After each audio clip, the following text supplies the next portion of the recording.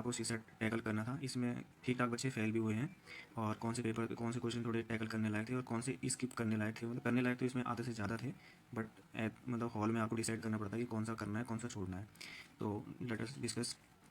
जैसे आप देखिए यहाँ से कि पीडीएफ थोड़ी ऊपर नीचे हो गई है, तो ज़्यादा वो मत लीजिए लोड। तो जैसे पहला क्वेश्चन था, अगर आप पहले क्वेश्चन में देखोगे, देखिए यहाँ पे कि जैसे इसने लिखा है कि संख्या ये दी है कि 1x62 को इतने इतने में जोड़ा जाता है और फिर योगफल ये प्राप्त होता है। तो इसमें कुछ नहीं था, इसमें सिंपल सा था, क्योंकि इसने यहाँ पे बोल भी दिया था कि एक्स वाई जो है, एक्स वाई जेड जो इसने यहाँ पे लिख भी रखा है, एक्स वाई जेड एक मतलब एकल अंकीय विषम अभाज्य संख्या है। तो एकल विषम अभाज्य संख्या कौन कौन सी होगी, ये तुम्हें ही पता है, 1, 3, 5 और 7 हो जाएगी। अब यहाँ पे जैसे इसने लिखा है कि 7x को एकमात्र सभी संभावित मान क्या हो सकते हैं, ठीक। अब यहाँ पे देखिए आप कि जैसे आपने इधर ऐड करा, तो आप जैसे इसको ऐड करोगे तो एडिशन करके 1 आएगा, तो y की जगह आपको जो है क्या रखना पड़ेगा, ताकि जो वो आए, तो y की जगह आपको जो है 3 रखना ही पड़ेगा, कंपलसरी रखना पड़ेगा, क्योंकि अगर आप वो नहीं रखोगे तो ये 0 नहीं आएगा।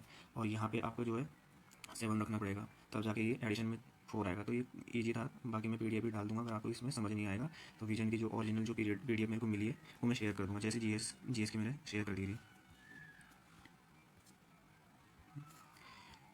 बाकी 7 वाला क्वेश्चन जैसे देखिए, मतलब ये करने लायक था। इसको आप क्या कर सकते थे कि जैसे थोड़ा सा इसने करा क्या है, इसमें बेसिकली कुछ नहीं किया है कि जो बीच वाला जो जो फाइव जो गिवन है, इसमें क्या करा है कि अल्फ़ाबेट इसमें से जो जो वी वाला है उसको इसमें क्या करा है, सेम रखा है, ठीक, उसमें चेंजेस नहीं किया है।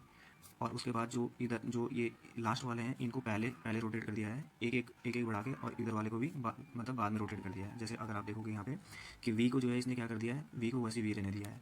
ई को क्या करा है, इधर जो ई को है, सॉरी जो जो ये यहाँ पे है, जैसे जो पहले वाला है, जी के बाद क्या होता है ये तो हमें पता ही है, एच यहाँ पे कर दिया इसने। फिर आई को क्या आता है, आई के बाद जे आता है, यहाँ पे इसने जो है इसको रिवर्स कर दिया है। तो इसी तरीके से इसको सॉल्व करना था।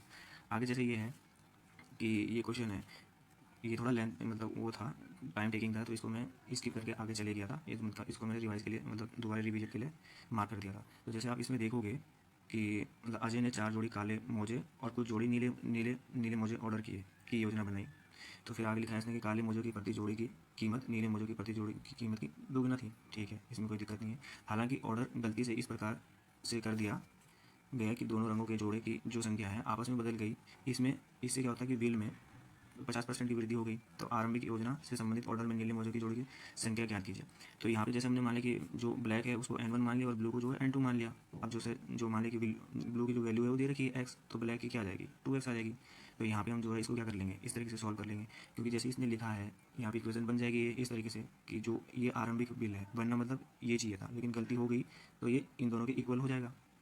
इन दोनों को इक्वल कर लीजिए तो N1 यहाँ से 4 आ जाएगा, वो N2 जो इक्वल टू आएगा N1 इंटू 4 आएगा। तो N2 जो N1 हमें पता है कि 4 है, तो N2 की वैल्यू यहाँ से 16 निकल जाएगी। जैसे 9 वाला है, 9 वाले में इसने लिखा है कि धनात्मक पूर्णांक है। पहले तो यहाँ पे ध्यान रखना है कि धनात्मक पूर्णांक है, इसमें काफ़ी फंसाता है यूपीएससी भी, और इसने भी फंसाया है कि धनात्मक पूर्णांक है, इन सब का औसत जो है 36 है। एक तो जैसे फिर इसने लिखा है कि ABCD इस प्रकार है, और तब सबसे सबसे बड़ा अनुपात क्या हो सकता है। देखिए अगर आप जैसे अनुपात निकालते हो तो हमें क्या चाहिए कि मतलब अगर कोई संख्या है, जैसे हमने निकालना है कि अनुपात मैक्सिमम कब होगा, तो जो अनुपात मैक्सिमम तब होगा ना कि अगर जो ये वाला है, सॉरी जो ये न्यूमरेटर होता है एक बड़ा हो, जितना बड़ा ये होगा उतना ज़्यादा अनुपात बड़ा होगा, और जो न्यूमरेटर होगा, जो डिनोमिनेटर होगा वो छोटा से छोटा होना चाहिए, तब जाके ये ऐसा होगा। नहीं तो जैसे पहले इसमें पूछे गए हैं क्वेश्चन, उसमें तो सिंपल ही था कि जैसे 36 बोला है तो संख्या लिख दो 6, क्या क्या हो सकती है, जैसे 34 और 38 हो सकती है। इससे फिर पीछे चले जाओ, 32 हो सकती है, और क्या हो सकती है, 40 हो सकती है, यही तो हो सकती है। और फिर आगे पीछे चल जाओ तो यहाँ से जो है संख्या निकल जाती कि बड़ा और छोटा का जो अनुपात था। लेकिन यहाँ पे इसने बोले कि सबसे बड़ा अनुपात क्या हो सकता है, तो सबसे बड़ा अनुपात के लिए जैसे मैंने यहाँ पे लिखा है कि मैक्सिमम जो डी को है वो मैक्सिमम होना पड़ेगा, और जो सी को है वो न्यूनतम होना पड़ेगा, क्योंकि डी यहाँ पे क्या है, न्यूमरेटर है, और जो सी है वो डिनोमिनेटर है। तो जैसे आप यहाँ पे देखोगे, तो जैसे मैंने यहाँ पे लिख दिया था कि ये है, तो हमने मान लिया कि जो ABC है ना वो 1 2 3 है, क्योंकि इसको जो है जो सी को है वो मिनिमम होना पड़ेगा। बट यहाँ पे कंडीशन ये दी है कि ए बड़ा है, बी बड़ा है, और सी जो है बड़ा है बी से, और बी बड़ा है ए से। तो इस सेंस में क्या हो जाएगा, सी यहाँ पे 3 हो जाएगा। तो अब जो ई और एफ के जो संभावित मान है, न्यूनतम संभावित मान, वो क्या हो सकते हैं, डी में 1 ऐड कर दो और डी में 2 ऐड कर दो। तो इसी तरीके से जब आप निकालोगे, जब यहाँ से इन सबको ऐड करके हमें पास दिया है कि जो इनका औसत है इतना है, तो कुल मिला के इसका कितना हो जाएगा 6 इंटू 36 इक्वल टू कितना होता है 216। तो यहाँ से जो डी की वैल्यू है वो इतनी आ जाएगी। तो डी की वैल्यू इतनी आ गई, तो हमें पता है कि सी क्या है 3, तो यहाँ पे जो रेशो आ जाएगा वो आ जाएगा 21:1। अब जैसे अगला क्वेश्चन है इस तरीके के जो है 23 में भी पूछा है और 22 में भी पूछा है ये यूपीएससी ने। एक घन के 3 अलग अलग फल के 3 अलग अलग रंगों काले, हरे और नीले रंग से रंगे हुए हैं। इन घन को आप कितने में, ये लिख दें यहाँ पे, लेकिन समान घनों में काटा जाता है। एंड ठीक है, जो यहाँ पे क्वेश्चन है वो ये है कि जिनके किसी भी फलक का रंग नहीं है। इसका मतलब ये पूछना चाह रहा है कि कितनी यहाँ पे ऐसी सतहें हैं जिनके जो मतलब वो कलरलेस है। कलरलेस है तो कलरलेस के लिए हम जो जैसे हम फॉर्मूला निकालते हैं तो हमें पता ही है कि जैसे आप देखोगे तो हमें पता है क्या होता है कि जो जैसे हम यहाँ पे x निकालते हैं, x क्या होता है, एक कांस्टेंट होता है। ठीक, कांस्टेंट के आधार पे हम वैल्यू डिसाइड करते हैं कि जैसे अगर कोई रंगहीन है, मतलब कलरलेस है, कोई क्यूब है, कलरलेस में क्या होता है उसकी जो है 8 सतह जो है हमेशा जो है कलरलेस होती है। और जैसे अगला अगर हम जैसे निकालेंगे कि ये पूछ रहा है कि आपकी जो है 3 सतह कितनी होगी, तो 3 सतह में कैसे निकालते हैं हम, अगर 3 सतह जो है रंगीन है मतलब कलरेबल है तो 8 होगी। और फिर अगला जो होगा कि अगर 2 सतह है तो उसके लिए कैसे निकालते हैं, उसके लिए हम फॉर्मूला यूज़ करते हैं क्या, ये 6 इंटू 12 इंटू x-2। ठीक, एंड जो अगला होता है, अगर 2 है तो 6 इंटू x-2 का होल स्क्वायर। अगर 3 है मतलब जिसके जो कलरलेस है, जिसका जो रंगीन है, उसके लिए हम क्या करते हैं x-2 का होल क्यूब। तो यही फॉर्मूला यहाँ पे लग जाएगा। अगर आप देखोगे कि यहाँ पे जैसे इसने बोला कि 216 है, यहाँ पे जो x की वैल्यू है, x की वैल्यू क्या आ जाएगी, x की वैल्यू जो हम निकालते हैं इसका जो है क्यूब रूट निकालते हैं। तो क्यूब रूट किसका निकालेंगे यहाँ पे 216 का, तो x की वैल्यू आ जाएगी यहाँ पे 6। ठीक, x की वैल्यू सॉरी यहाँ पे जो अगर निकालोगे आप तो 8 आ जाएगी, नहीं 6 आएगी सॉरी। तो यहाँ से जो आप 3 सतह निकालोगे जिनकी जो है जो कलरलेस है, तो उनको आप कैसे निकालोगे, x-2 का होल क्यूब। तो यहाँ पे क्या आ जाएगा, ये 64 आ जाएगा। अब जो इसकी वैल्यू है वो किसके बीच है, 60 और 100 के बीच है। तो इस आधार पर ये वाला क्वेश्चन, इसका आंसर जो है ये वाला हो जाएगा, सी वाला। ठीक है,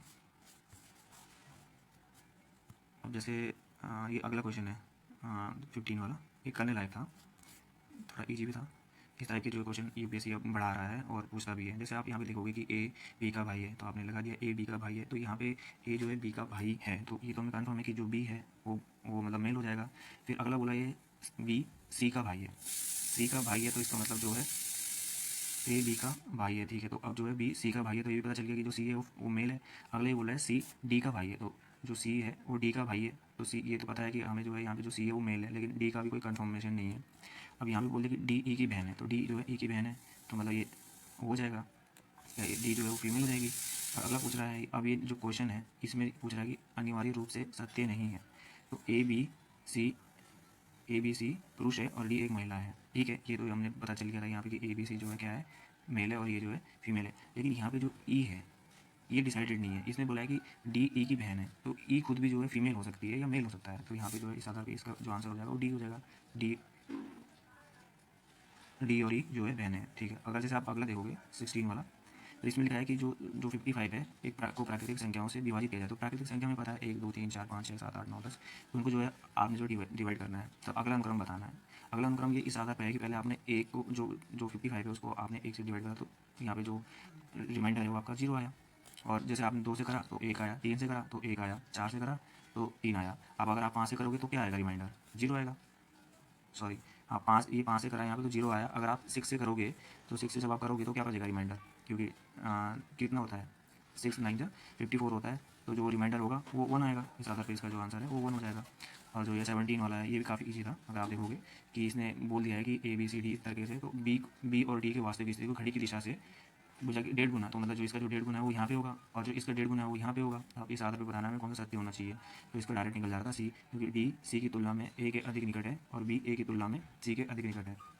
तो मैं ये इसलिए जल्दी जल्दी बता रहा हूँ ताकि वीडियो ज़्यादा लंबी ना बने, और आपको कुछ समझ में ना आए तो आप उसको रेफर कर सकते हो। जो ओरिजिनल आंसर की रीजन की है मैं डाल दूँगा टेलीग्राम चैनल पर। अब जैसे 18 वाला है, 18 वाले में आप देखोगे कि एक पुरुष 2 दिन में उतना कार्य कर सकता है जितना एक ट्रांसजेंडर जो है 3 दिन में कर सकता है। एक महिला एक दिन में एक ट्रांसजेंडर कार्य का 3/4 कार्य कर सकता है, ठीक है। तो इस एग्जाम हॉल में मैंने इसको जो है स्किप कर दिया था क्योंकि थोड़ा लेंदी हो जाता, इसलिए टाइम टेकिंग था ये। तो यहाँ पे अगर आप देखोगे, जैसे मतलब सॉल्व करने का घर आके मैंने इसको सॉल्व कर लिया था। जैसे आप देखोगे तो मेल का एक दिन का कितना हो जाएगा 1/2, और जो ट्रांसजेंडर है उसका 1/3, और जो वुमेन का है वो कितना हो जाएगा 1/4।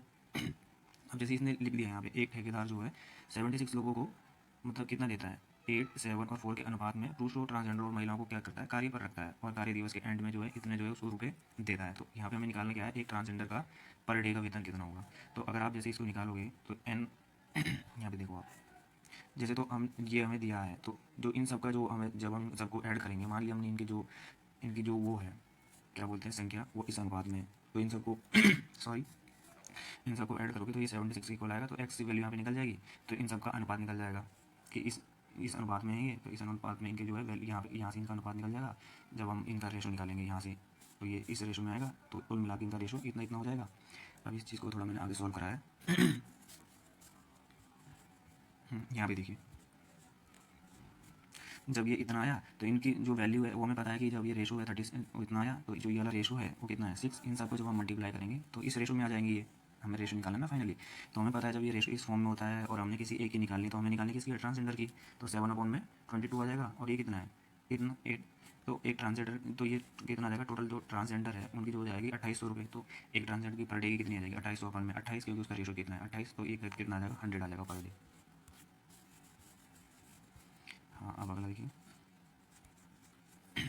जैसे 19 वाला है, तो 19 वाले में इसमें मेरे को डाउट है खुद भी, क्योंकि ये किस आधार पर सही मान रहा है ये मुझे भी नहीं पता।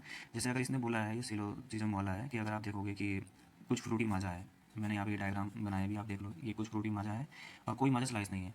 तो माजा स्लाइस नहीं है, तो ये तो समझ में आ रहा है कि स्लाइस यहाँ बनेगा या स्लाइस का गोला यहाँ बनेगा, क्योंकि सेकंड कंडीशन ये हो सकती है। जबकि जो ये मान रहा है वो ये मान रहा है कि इसके बीच कोई कनेक्शन ही नहीं है। फिर अगला लिख रहा है इसमें सभी स्लाइस फंटा है, तो ये हो सकता है या ये हो सकता है। अब ये देखिए यहाँ पे, कुछ फ्रूटी निश्चित रूप से स्लाइस नहीं है, कुछ फ्रूटी निश्चित रूप से स्लाइस नहीं है, ऐसा हम नहीं कह सकते, क्योंकि जो ये गलत हो जाएगा स्टेटमेंट अपने आप में, ठीक है। अब जो कुछ फेंटा है, कुछ फेंटा जो है निश्चित रूप से माजा नहीं है, हाँ ये तो पता है हमें कि जो है जो ये है ये नहीं हो सकता है। कुछ फ्रूटी निश्चित रूप से स्लाइस नहीं है, नहीं, ये स्टेटमेंट गलत है, सॉरी यहाँ पे मैं कंफ्यूज हो गया था खुद भी, क्योंकि यहाँ पे नहीं है लिखा हुआ है। तो इसका जो आंसर है वो दोनों, हाँ हाँ दोनों सही हो जाएगा, ठीक है।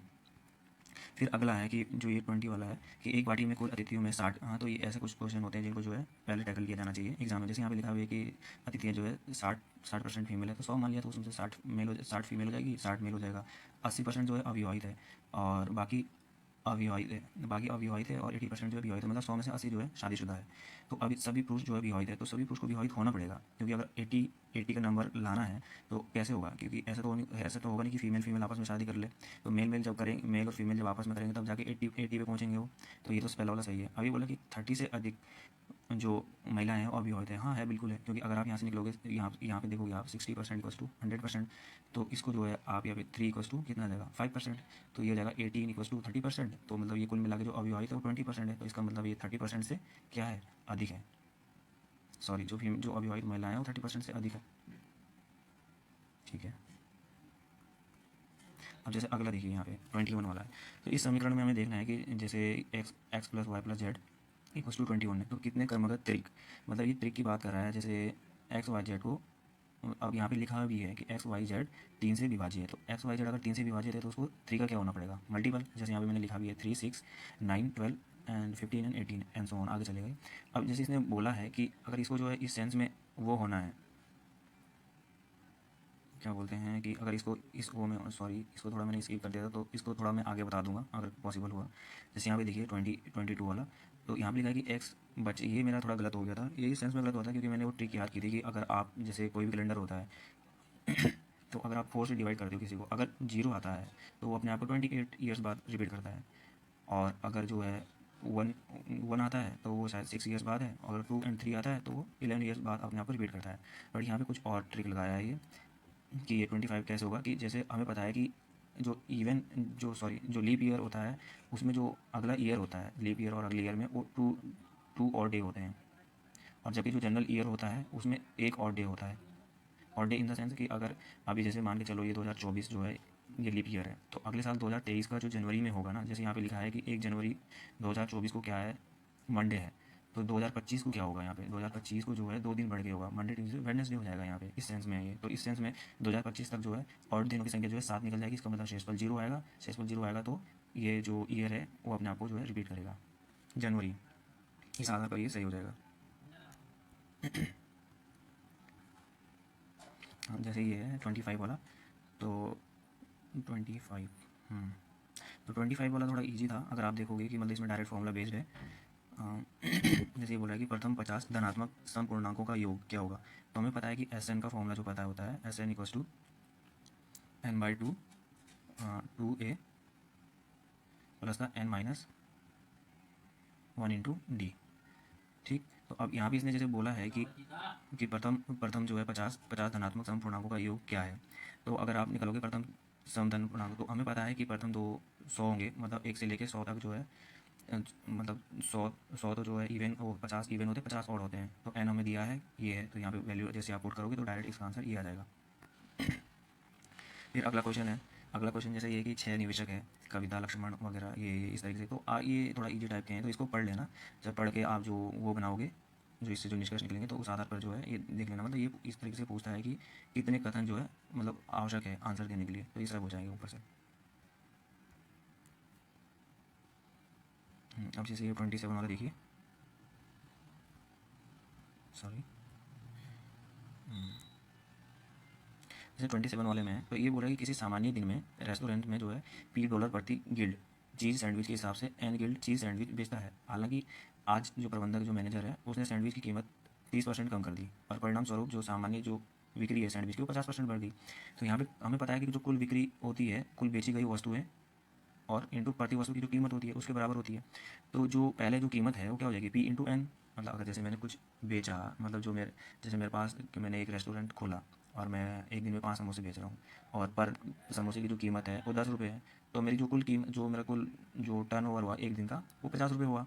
उसी आधार पर ही क्वेश्चन है। तो जैसे आप देखोगे, तो अब इसने क्या करा है, कीमत इसने कर दी है 30% कम, मतलब 0.7 n हो जाएगी, और जो बिक्री है वो 1.5 से बढ़ गई, तो ये हो जाएगी 1.5 p। तो इन दोनों को आप मल्टीप्लाई करोगे तो 1.05 pn आ जाएगा। अब जैसे अगला है, अगला भी आप सिंपली जो है डायग्राम बनाओगे तो आप ये सॉल्व कर लोगे। मतलब इसमें जो है सभी चारों की आवश्यकता पड़ रही है। इसमें आप देख लेना जैसे इरापल्ली का जो भावना से क्या रिलेशन है। तो अगर आप यहाँ पे बनाओगे diagram, statement 1, statement 2, statement 3, statement 4 सबकी ज़रूरत है।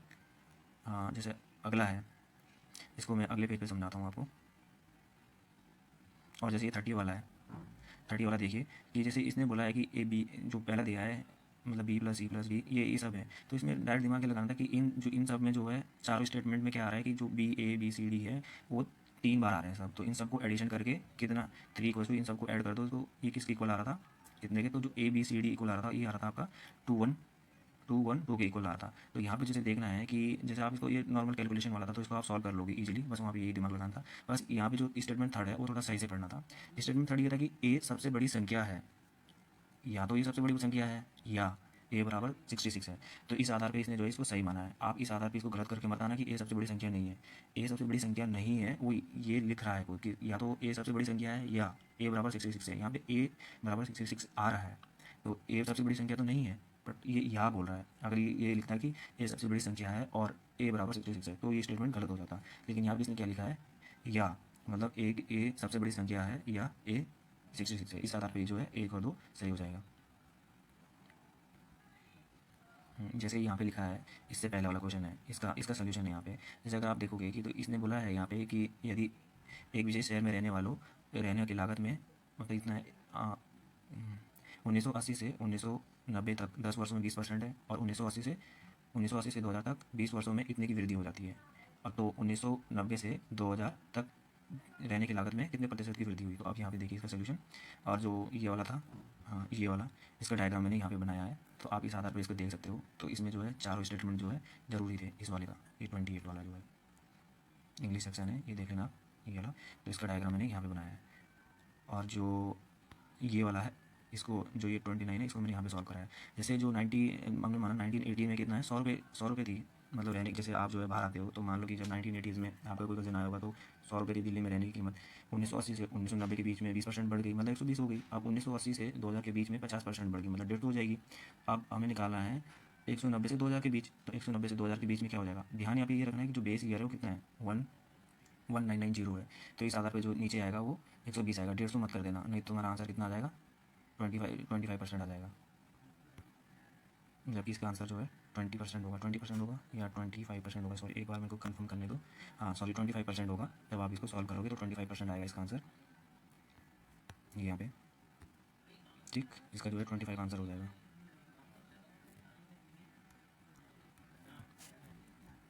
तो ठीक है, अगले क्वेश्चन पे चलते हैं। जैसे 38 वाला है, हाँ 34 हो गया था, नहीं नहीं ये 34 वाला देखिए, 35 वाला, 35 जो 34 था वो पैसेज का क्वेश्चन है, तो उसको आप कर लेना, उसको मैं बनाऊंगा नहीं। जैसे यहाँ पे ये इजी क्वेश्चन था, टैकल करने लायक था कि एक सही समय दर्शाने वाली घड़ी जो है 9 बजे है, जब जो घंटे की सुई मतलब 150 डिग्री घूमती है तब घड़ी द्वारा दर्शाया गया समय क्या होता है। हमें पता है कि एक घंटे में जो एक घंटे में जो सुई है घंटे वाली वो कितनी घूमती है, 30 डिग्री। तो इसको 5 से मल्टीप्लाई कर दोगे तो कितना आ जाएगा, ये 150। तो मतलब 9 से 5 घंटे कर दो तो ये 2 हो जाएगा।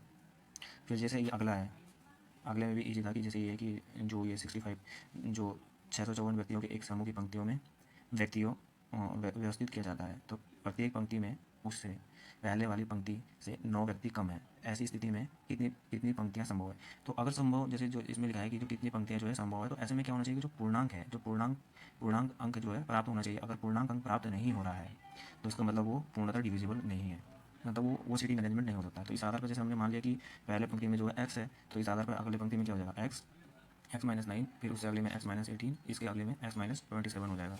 तो इस आधार पर अगर आप इसको सॉल्व करोगे तो जो x बराबर आप 4 रखोगे तो ये 708 आ जाएगा, और इसको जब आप डिविजिबल करोगे 4 से तो 177 आ जाएगा, जो कि एक पूर्णांक है। तो इस आधार पर इसका आंसर ये हो जाएगा। आप 37 वाला देखिए, जो 37 वाले में है इसमें दिया है कि पी क्यू आर एस अलग अलग एक अंकीय ऋणात्मक पूर्णांक है। अब हमें यहाँ पे लिखा है P plus Q R minus 1 का न्यूनतम संभव मान। तो न्यूनतम संभव मान पूछ रहा है ये, तो न्यूनतम संभव मान में क्या हो जाएगा, -1 -2 -3। अगर यहाँ पे एडिशन होता तो आप -8 -9 -8 -7 और -6 संख्या लेते, बट यहाँ पे न्यूनतम बोला क्योंकि हमें पता है कि अगर आप जो है माइनस इंटू माइनस करोगे तो वो पॉजिटिव आता है। तो इस आधार पे आपको इसकी जो वैल्यू है पी क्यू आर एस की हमें -1 -2 -3 -4 लेनी पड़ेगी, तब जाके क्या आएगा, 21 आएगा इसका आंसर। ठीक, अब आप अगला देखिए 38 वाला। 38 में क्या है कि जिसने बोल दिया कि श्याम और राधिका ने पोहा पोहा और जलेबी की कुछ प्लेटें खरीदी। तो यहाँ पे आप मतलब डायरेक्ट लगा सकते थे, थोड़ा बहुत इसमें कैलकुलेशन है कि मतलब यहाँ पे जो है ये 63 जो है उन्होंने कुल पेमेंट किया, और यदि पोहे की कीमत है वो 8 रुपये पड़ती है और जलेबी की जो है 5 रुपये पड़ती है। तो इसमें कुछ भी हो सकता है, जैसे इसने जो है यहाँ पे मैंने लिखा भी है कि जो 63 है, तो जैसे मैंने यहाँ पे बनाया है कि आप एडिशन करो, इसमें एक एक तो क्या हो सकता है कि अगर वो जो है 7 प्लेट अगर वो उसकी खा लेता है, मतलब 6 प्लेट वो पोहे की खा लेते हैं तो 8×48 हो जाएगा, तो 3 प्लेट उनको किसकी खानी पड़ेगी, जलेबी की। अब दूसरे सेंस में अलग हो सकता है कि जलेबी की वो मतलब 8 से 10 प्लेट खा लें और उसकी जो है 1 या 2 प्लेट खा लें, तो इससे जो है हम निर्धारित नहीं कर सकते कि उन्होंने कितनी प्लेट उसकी खाई और कितनी प्लेट इसकी खाई है। और अगला भी इजी क्वेश्चन था, तो इसको ज़्यादा समझाने की ज़रूरत है नहीं, आप जो डायग्राम बनाओगे तो इसको आप जो है सॉल्व कर ले जाओगे, और थोड़ा बहुत है इसमें कैलकुलेशन, तो आप कर लेना। कैलकुलेशन तो नहीं है, बस थोड़ा बहुत आपको एप्टीट्यूड का ज़रूरत करना यूज़ करना पड़ेगा। अब जैसे कि ये 46 वाला क्वेश्चन है, तो 46 वाला क्वेश्चन जो है ऐसे जनरली यूपीएससी पूछ लेता है। जैसे इसमें आप देखोगे कि इसने पूछा है कि मतलब प्राकृतिक संख्याओं में ऐसे कितने युग में जिनके वर्गों का अंतर 39 होगा। तो यहाँ पे हमें पता है कि अगर जैसे मैंने यहाँ पे लिखा है, इसमें देखिए आप x² - y² = 39, तो इसमें सॉल्व करने के लिए हमें क्या करना है, 39 के हमें क्या निकालना है, फैक्टर निकालना है। जैसे 39 के फैक्टर क्या हो सकते हैं, 1 3 एंड 13 एंड 39 इटसेल्फ। तो जैसे आप देखोगे तो जो ये है ये वैल्यू कब निकलेगी, जब इसको हम इसके साथ करेंगे और इसको इसके साथ करेंगे। तो x जैसे हम यहाँ पे देखेंगे तो x + y अगर हमने इक्वल ले लिया किसके, 13 के, और x - y हमने इक्वल ले लिया 3 के, तो यहाँ से जो x की वैल्यू है वो 8 आ जाएगी और जो y की वैल्यू है वो 5 आ जाएगी। और इसी तरीके से अगर हम इसमें डालेंगे कि x की वैल्यू 39 और y की वैल्यू 1, तो यहाँ से x = कितना जाएगा 20 और y = 19। तो इस प्रकार से जो इसके जो फैक्टर आ जाएंगे वो जो इसके जो युग्म आ जाएंगे वो 2 आ जाएंगे। अगर इसके फैक्टर 6 होते हैं तो इसके युग्म जो है 3 आ जाता। अब जैसे यहाँ पे भी है 47 वाले, अगर आपको थोड़ा बहुत डाइस का कॉन्सेप्ट क्लियर है तो आप इसको आसानी से कर लोगे। डाइस में क्या होता है कि जैसे अगर कोई, जैसे ये ए है, अगर ये किसी मतलब ए किसी के अपोजिट में आ रहा है, जैसे यहाँ पे मैंने लिखा है ए अपोजिट में किसके, एफ के, तो एफ जो है 2 एडजेसेंट जो वो है सच सर्फ वो है जो इसकी और इसकी जो सतह है इसके यहाँ पे नहीं आ सकता, तो इसी आधार पे, इसी कॉन्सेप्ट के आधार पे जो है सी सही हो जाएगा इसका। अगर आप देखोगे 48 में भी सिंपल सा है। 48 में क्या है कि ये पूछ रहा है कि कुल मिला के ये पूछ रहा है कि वर्गों की संख्या कितनी होगी। तो वर्ग हमें पता है कैसे निकालते हैं, जितनी जितनी संख्या है उन सबको मल्टीप्लाई करते हैं। जैसे कि 4 तक है, इससे 4 तक है, तो 4 × 4 कर लीजिए, 3 × 3 कर लीजिए, 2 × 2 कर लीजिए, 1 × 1 कर लीजिए। इन सबको जब ऐड करोगे तो 30 आ जाएगा आंसर। और हाँ, जैसे ये भी है 49 वाला, तो 49 में कुछ नहीं है। 49 में ये इस तरीके से सॉल्व किया है कि जैसे इसने पूछ रहा है कि साधारण ब्याज दर पर धनराशि 2 वर्षों में 215 है और 3 वर्षों में इतना है, तो मूल धनराशि निकालनी है। तो हमें पता है कि अमाउंट माइनस जो सिंपल इंटरेस्ट है वो इक्वल होता है प्रिंसिपल के। तो यहाँ पे जो है 1 वर्ष का जो है यहाँ पे जो है अगर हम इन दोनों को माइनस करेंगे तो 1 वर्ष का हमें क्या निकल जाएगा, इंटरेस्ट, सिंपल इंटरेस्ट निकल जाएगा। तो क्या निकल जाएगा यहाँ से, इन दोनों को माइनस करोगे तो 40 आ जाएगा। 2 वर्ष का कितना आ जाएगा, 2 वर्ष का 80 आ जाएगा। तो जो प्रिंसिपल है वो क्या आ जाएगा, 215 माइनस का, नीचे कर देता हूँ मैं यहाँ पे, 215 माइनस का 80 कितना आ जाएगा, 135 इसका आंसर आ जाएगा। ठीक है। और ये भी जो है असाइनमेंट, ऐसे क्वेश्चन भी यूपीएससी असाइनमेंट था, पूछ रहा है। जैसे इसमें क्या होता है कि हमें पेयर बनाने पड़ते हैं, 4 के बना लो या 5 के बना लो। जैसे यहाँ पे 4 के हैं, जैसे ABCD है, तो यहाँ पे इसमें क्या गायब है, B गायब है, अगले वाले में C गायब है, अगले वाले में D गायब है, इस वाले में A गायब है। तो इसके आधार पर ये जो है D सही हो जाएगा इसका आंसर। ये वही वाला है क्वेश्चन जो अभी मैंने बताया था कि किस तरीके से इसको जो है निकालना था प्रिंसिपल को। अब ये वाला देख लीजिए आप। जैसे यहाँ पे जो 56 वाला है, 56 में ये लिख रहा है कि जो मिस्टर एक्स है वो डिनर के लिए जाता है, 500 रुपये पे करता है, और मतलब अगर वो कैश देता है तो 30% उसको ऑफ मिलता है, अगर वो कार्ड से देता है तो 20% उसको छूट मिलती है, और उसके बाद उसको 10% का कैशबैक मिलता है। तो बताना कि कौन सी डील उसके लिए फेवरेबल होगी। तो जैसे अगर आप यहाँ पे देखोगे 30% डायरेक्ट, 500 पर 30% 150 हो जाता है, और 20% जो निकालोगे वो 100 हो जाता है। अब इसको जो है जो छूट मिलेगी वो 400 पे मिलेगी, 400 पे उसको 10% की छूट मिली, यानी मतलब 40 रुपये। तो पहले वाले में इसने जो है पे करा 350 रुपये, और सेकंड वाले में इसने 360 रुपये पे करी, तो इस आधार पर जो है ये हो जाएगा। अब यहाँ पे डी वाले में डी इस आधार पर गलत हो जाएगा, क्योंकि जो इसने अधिकतम लाभ प्राप्त करने के लिए 360 रुपये नहीं 350 रुपये पे किए। अब जैसे अगला है आपका 57 वाला। 57 में अगर आप देखोगे इसने पूछा SCF और LCM का अनुपात। तो हमें पता है कि SCF और LCM का अनुपात 1/x के फॉर्म में होता है, तो 1/x के फॉर्म में क्या नहीं है, 3:35 नहीं है, तो इस आधार पर ये गलत हो जाएगा।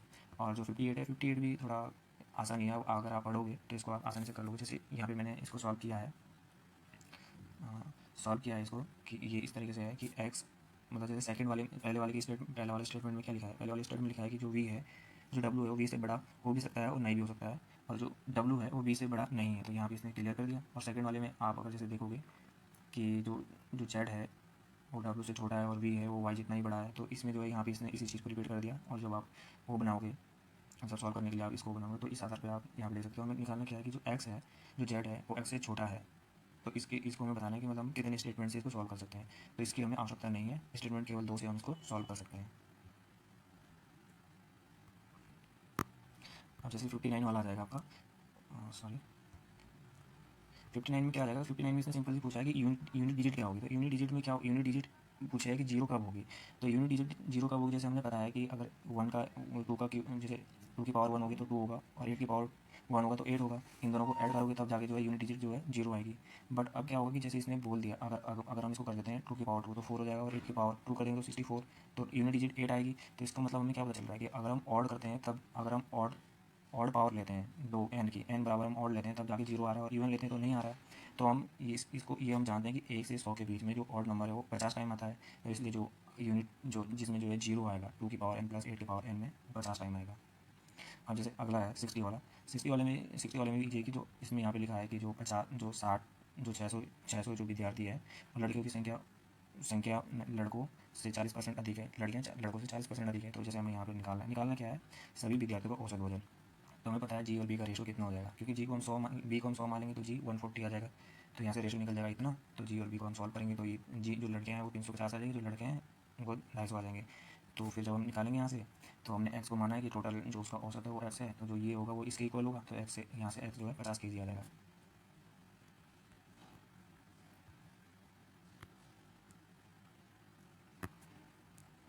और जो ये वाला क्वेश्चन है 63 वाला, इसको आप उसे देख लेना विजन वाले से, ये थोड़ा ज़्यादा लेंदी हो रहा था तो इसलिए मैं इसको यहाँ पे सॉल्व नहीं कर पाया। और ये भी परमुटेशन और कॉम्बिनेशन का है, तो इसको भी आप वहाँ से देख लीजिए। और जैसे अगला जो 65 है, तो ये थोड़ा कॉमन सेंस वाला था। जैसे यहाँ पे लिखा है कि पी 3 मित्र है, PQR काली या सफ़ेद टोपी पहनी है। तो यहाँ पे टोपी 2 ही दी है जबकि पहनने वाली 3 है। अभी पहला स्टेटमेंट पढ़िए, मतलब पी की टोपी का रंग हमें निकालना है। अब इसने लिखा है कि पी कहता है कि वो एक काली टोपी और सफ़ेद टोपी दे सकता है।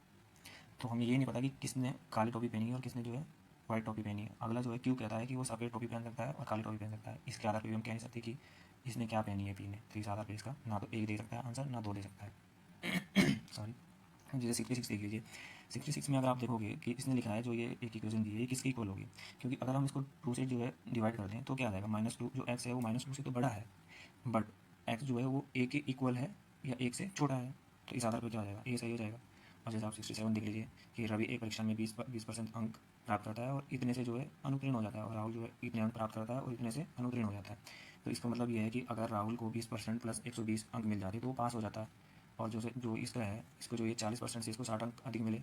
तो इन दोनों के अंक अगर हम 40% से 60 मार्क्स घटा देते हैं और 20% में 120 ऐड करते हैं तो ये दोनों इक्वल होंगे। तो यहाँ से हम निकालेंगे 1% कितना आएगा, तो 1% कितना आ जाएगा, तो टोटल मार्क्स है वो जो है 900 आ जाएंगे। बट इसने पूछा परीक्षा में उत्तीर्ण होने के लिए आवश्यक अंक कितने हैं, तो 20% कितना है, 20% निकालो आप। 20% 180 आ रहा है, और 20% में 180 प्लस अगर हम 120 कर देते हैं तो 300 आएगा। अगर मतलब उसको जो है 300 अंक मिल जाते हैं किसको, रवि को, तो वो पास हो जाता। तो इस आधार पर इसका आंसर जो है बी हो जाएगा। ये भी थोड़े इजी क्वेश्चन थे, इनको जो है आप टैकल कर सकते हो इजीली वहाँ पे। जैसे यहाँ पे इसने बोला है कि 68 वाले में देखिए कि 6 गेंदों के एक ओवर में एक बल्लेबाज 3 बार बाउंड्री, छक्के और चौके लगाता है तथा 2 सिंगल रन लेता है और 1 डॉट करता है। तो यहाँ पे लिख लीजिए मतलब, तो कितने रन कौन सा स्कोर नहीं कर सकता, देखो 20 तो कर सकता है, 3 छक्के लगा लिए 2 सिंगल ले लिए।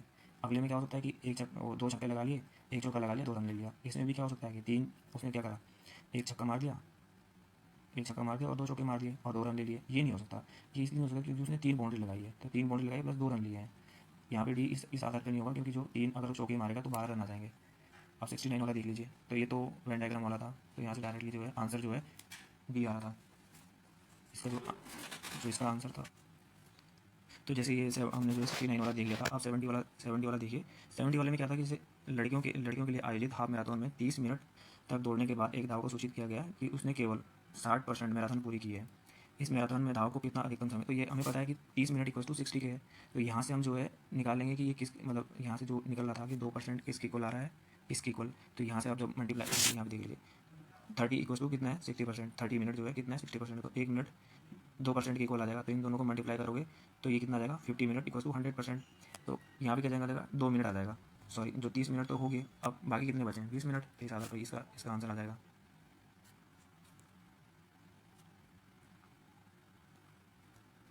अब जैसे ये 74 वाला, सॉरी जैसे आप देखोगे 74 वाला है, 74 वाले में एक कंपनी में 6 कर्मचारी है। तो इसमें भी कुल मिला के बताना है कि आंसर देने के लिए जो है, आंसर देने के लिए कितने जो कथन है वो आवश्यक है। तो आप जैसे यहाँ पे मैंने ये देखा है, इसका रेफरेंस लेके आप इसमें दे सकते हो, सारी स्टेटमेंट आवश्यक है। और जैसे अगला वाला है इसको भी आप उससे देख लेना, क्योंकि ज़्यादा थोड़ा लेंदी हो जाएगा, वीडियो थोड़ी ज़्यादा लेंदी हो जाएगी जो मैं छान नहीं रहा हूँ। जैसे ये 76 वाला है, इसको आप इजीली कर सकते थे, थोड़ा बहुत लेंदी है लेकिन आप टैकल कर सकते थे। जैसे यहाँ पे इसने लिखा है कि सबका रेशो दिया है, तो सबका रेशो में मैंने मान लिया कि ये मेल है 4x, तो ये टोटल हो जाएगा और ये लिटरेट हो जाएगा, ये इलिटरेट हो जाएगा। तो जैसे हमें दिया है कि जो लिटरेट है 6x किसके इक्वल है 24 हो गए। तो जो हमें पता है कि जो रेशो है वो 6 और 7 का है, तो 7x कितना हो जाएगा 2800, ठीक। तो जो टोटल मेल होंगे वो total literate plus total illiterate हो जाएंगे। तो 3x प्लस का 24 आ जाएगा, और जो टोटल जो फीमेल है वो इसको इक्वल आ जाएगी। तो यहाँ से जो x की वैल्यू है वो 800 आ जाएगी, और जो यहाँ से जो total male minus total female है उसकी वैल्यू जो है 1200 आ जाएगी। और जो 77 वाला है, तो 77 वाला मेरा गलत हो गया था, वो इस आधार पर गलत हुआ था कि जैसे मैं जो इसमें देख रहा था वो ये था कि मुझे लगा ये पूछ रहा है कि कौन सा जो प्राइम है और कौन सा जो है नॉन प्राइम नंबर है। बट ये इस आधार पे जो है यहाँ पे जो ट्रिक लगाई है उसने कि इन सबको ऐड करके जो है ये 4 के क्यूब के इक्वल आ रहा है, और जो ये है ये 28 आ रहा है। इसका मतलब ये 3 के क्यूब के इक्वल नहीं है, और जो ये है ये 5 के क्यूब के इक्वल है, और जो ये है ये 6 के क्यूब के इक्वल है। और जो 78 वाला है, 78 वाला तो सिंपल था, इस ऐसा जो है 2023 में भी पूछा है यूपीएससी ने। तो इस सब में क्या कर रहा है ये प्लस कर रहा है, इन सबको प्लस करके 60 आता, तो 60 प्लस 0 6 आ जाएगा। और जो ये है इन सबको ऐड करोगे तो इस आधार पर जो ये मतलब 154 आ रहा था, इन 54 को आप ऐड करोगे तो 10 आ रहा है, तो 10 प्लस 0 1 आ जाएगा। तो इसको आगे सॉल्व करोगे तो इसका आंसर 2 आ जाएगा। और ये 79 वाला भी जो है उसका है थोड़ा पेन डायग्राम वाला, जिसको आप देखोगे तो ये मैंने यहाँ पे डायग्राम बनाया है कि जो सभी पेन है वो पेंसिल है और जो सभी पेंसिल है वो इरेजर है। तो आप अगर डायग्राम भी बनाओगे तो इस आधार पर जो है केवल एक निष्कर्ष निकलेगा, इसका दूसरा नहीं होगा, क्योंकि सभी साथ में जो है वो पेंसिल बोल रहा है। क्योंकि ये तो हो सकता है कि जैसे अगर मैं यहाँ पे आपको समझाऊँ कि जो ये पेन है और ये पेन है ये पेंसिल है, तो ये जो पेंसिल है, ये पेन तो हो सकते हैं, बट जो ये पेन है ये सभी जो है पेंसिल नहीं हो सकती, क्योंकि जो पेन है वो इसको कवर कर रहा है, लेकिन जो पेंसिल है वो केवल इसी को जो है, सॉरी मैं दोबारा बताता हूँ। जैसे ये आपने मान लिया पेन है, ये पेंसिल है, तो जो पेन है वो पेंसिल के अंदर आ रहा है, बट जो पेन है उसके अंदर पेंसिल नहीं आ रही है। इस आधार पर जो है केवल ये वाला सही हो जाएगा। अब यहाँ पे लास्ट वाला देख लीजिए, जैसे 80 वाला है, तो जैसे यहाँ पे लिखा है कि किसी त्रिभुज के कोणों का अनुपात जो है ये दे रहा है। तो हमें पता है कि इनको मान लिया कि जो ये एंगल है ये 2x 3x 4x हो जाएगा। तो ये इक्वल टू हमें पता है कि तीनों कोणों का ये कितना होता है 180, तो यहाँ से निकल जाएगा। तो एंगल जो है इसके 40, 60 और 80 के टर्म में आ रहे हैं। सॉरी, एंगल इसके जो है 40, 60 और 80 के उसमें आ रहे हैं। तो इस आधार पर क्या होगा कि जो इनके जो एंगल जब डिफरेंट है, तो इनकी जो दो भुजाएं हैं वो भी उनकी जो लंबाई है वो समान नहीं होगी। तो ये इस आधार पर हमने जो है, हाँ अब ये देख लीजिए, थोड़ा सा जो क्वेश्चन नंबर 5 और 6 रह गया था। तो क्वेश्चन नंबर 5 में डायरेक्टली ये सॉल्व हो रहा था कि जैसे इसने बोला है कि किसी संख्या में 3 जोड़ने को, तो हमने x मान लिया, इसको 3 घटाना है, और जो प्राप्त परिणाम है मतलब इंटू इसको 4 से गुणा करोगे तो मूल संख्या का 4 गुना हो जाएगा, तो 4x हो जाएगा। तो x की वैल्यू यहाँ से कितना, मतलब जो ये हो जाएगा ये 12 के इक्वल आ जाएगा। और जो ये 6 वाला है, 6 वाला भी हो जाएगा कि जैसे हमने P1 प्लस P1 और P2 ऐसी अभाज्य संख्या है, अभाज्य संख्या ले लिया, जो कि P1 जो है वो छोटा है P2 से, और ये छोटा है किससे 50 से। तो P1 प्लस P2 जो है 315 का गुणनखंड है। तो P1 और P2 जो है किससे संभावित मान है। तो यहाँ से अगर आप देख लोगे तो इसका आंसर जो है 1 आ जाएगा। तो थैंक यू। अगर कुछ डाउट होगा तो आप PDF को रेफ़र कर लेना, और अगर कुछ समझ में ना आए, क्योंकि और जो विजन की जो ओरिजिनल है वो मैं आपको प्रोवाइड करवा दूँगा। Thank you.